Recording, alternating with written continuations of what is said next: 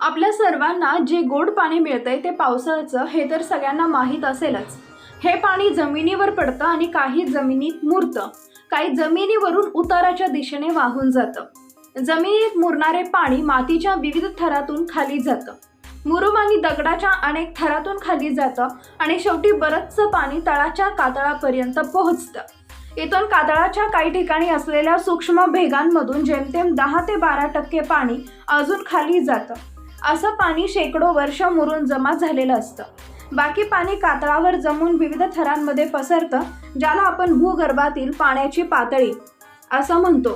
ही विविध ठिकाणी भूगर्भ, माती, उतार, पाऊस वगैरे गोष्टींवर अवलंबून असल्याने वेगळी असू शकते। बोरवेल काढताना जोपर्यंत कातळ लागत नाही तोपर्यंत केसिंग पाईप टाकतात आणि कातळ लागल्यावर त्या ड्रिल करून खाली गेलेल्या 10 ते 12% पाण्याचा शोध घेतला जातो।